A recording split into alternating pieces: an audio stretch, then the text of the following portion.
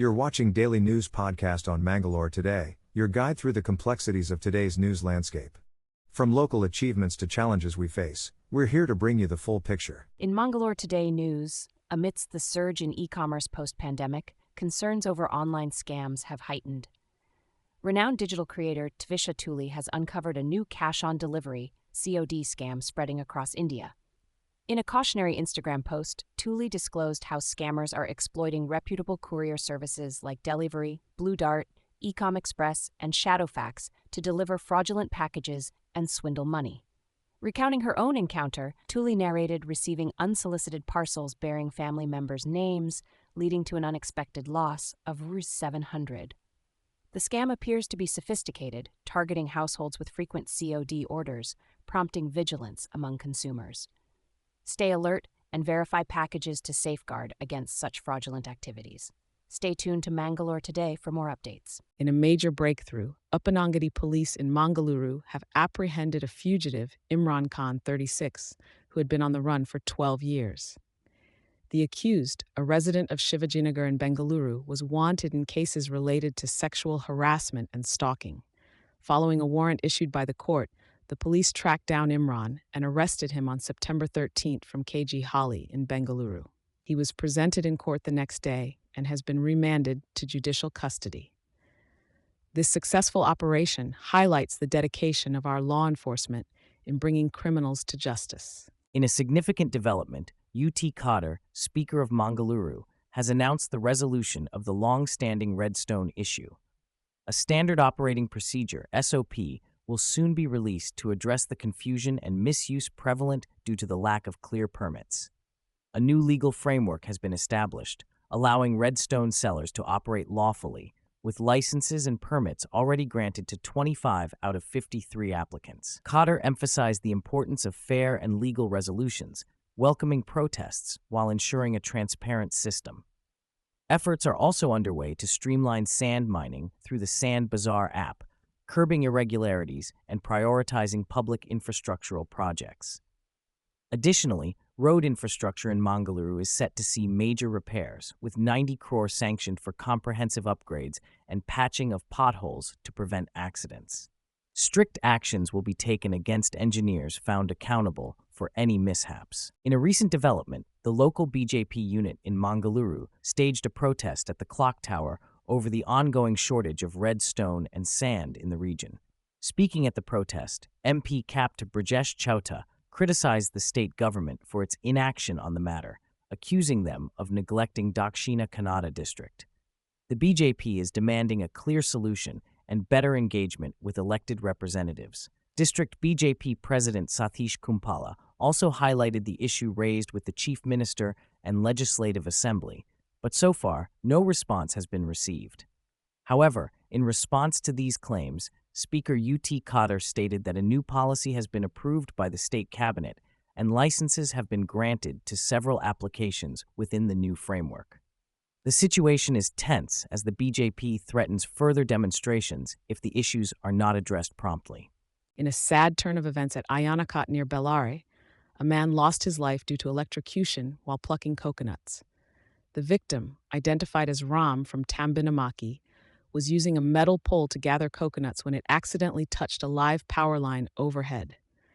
This tragic incident occurred on a property owned by Siddiq, situated across Gokulam in Ayyanakatte. Bellary police have taken up the case and are investigating the matter further. Our thoughts and prayers are with the family of the deceased during this difficult time. In a milestone moment for the Mangaluru-Bengaluru Railway Electrification Project, electric train services between Mangaluru and Subrahmanya Road have commenced. The electrification work up to Shiribagilu has been completed, paving the way for more energy-efficient and eco-friendly operations. The newly introduced local passenger train on this route has been received positively by the public, with 3 daily services now entirely powered by electricity. The transition has replaced diesel haulage, marking a sustainable shift for this important railway corridor. Commuters and public representatives have welcomed this development, with MP Capt. Brajesh Chauta expressing hope for further improvements, such as the replacement of old rakes with MEMU rakes. In a recent incident near the embankment between Taluru and Jaladi on National Highway 66, a motorcyclist from Bengaluru, aged between 50 and 55, sustained severe injuries after his bike skidded. The man was riding a Yamaha RX 100 with registration number KA09E8394 when the accident took place around 6:10 p.m. on Sunday. The slippery road conditions, likely due to evening rain, are believed to have led to the mishap. Prompt help from passersby on the highway saw him quickly transported to a nearby hospital for medical attention. Updates on the injured man's condition are awaited. In a significant development, a commander of the terror group Jaish-e-Mohammed (JM) has admitted in a viral video that the family of the group's top commander, Masood Azhar, was torn into pieces in Indian strikes on Bahawalpur, Pakistan. Masood Ilyas Kashmiri, the JM commander, boasted about the group's support from the Pakistan Army and its chief Azam Munir, claiming that generals attended funerals of terrorists killed in Indian airstrikes. The strikes were part of Operation Sindoor, conducted by Indian armed forces in retaliation to a terror attack in Jammu and Kashmir. Reports suggest that 9 terrorist facilities in Pakistan and Poke were targeted, including hubs of the JM and Lashkar-e-Taiba. Bahawalpur, where the strikes were focused, is known as the nerve center of JM and houses its operational headquarters. This operation has led to revelations about the involvement of terror groups in the region and the impact of the strikes on their infrastructure. At least 10 people lost their lives, and several went missing due to heavy rains and cloudburst in Dehradun and nearby areas of Uttarakhand. The Garhwal region witnessed extensive damage to infrastructure like roads, bridges, hotels, and shops affecting traffic movement. Sahastradhara, a famous tourist spot, faced significant destruction with shops and hotels getting damaged. Landslides in Karlagod and Magyar villages trapped individuals under debris. Tragic incidents included the death of laborers in Asan River and a student in a room collapse. The Met Office issued a yellow alert for several districts predicting heavy rains till September 21st. PM Narendra Modi and HM Amit Shah assured support to CM Pushkar Singh Dhami. Rescue efforts, including providing necessities, are underway. Haridwar saw a rise in river levels, urging caution. A boulder fall closed the Badranath Highway. Let's pray for the safety and well-being of the affected in Uttarakhand. Around 60 passengers had a narrow escape from a fire that engulfed a KSRTC bus at the Hal bus stop in eastern Bengaluru. The bus, with registration number KA57F4568, was on the Majestic to Kasaragod route when the fire broke out in the engine compartment at 5:10 a.m. Quick thinking by the driver, Jayachandra, and conductor Chaudappa ensured the safe evacuation of the passengers, with no injuries reported. The fire department arrived promptly to douse the flames, but the bus was completely destroyed. An investigation is underway to determine the cause of the fire, as the BMTC emphasizes the importance of passenger safety and pledges to take necessary measures to prevent such incidents in the future. In a heart-wrenching incident in Gonakanahalli near Bengaluru, a couple tragically took the lives of their 2 children before attempting a suicide-murder pact due to financial struggles.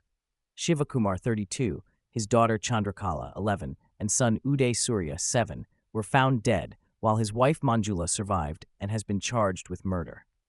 Shivakumar's disability after an accident rendered him unable to work, leading the family into deep debt.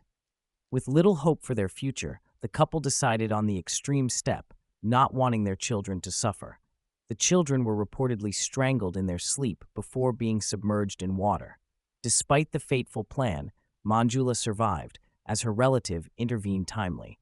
Police are conducting further investigations into this devastating tragedy. That's all from us today. We sincerely thank you for tuning in. For more details on the stories you've heard and for continuous news coverage, please visit mangaloretoday.com. Subscribing ensures you're always updated. Farewell, until our paths cross again.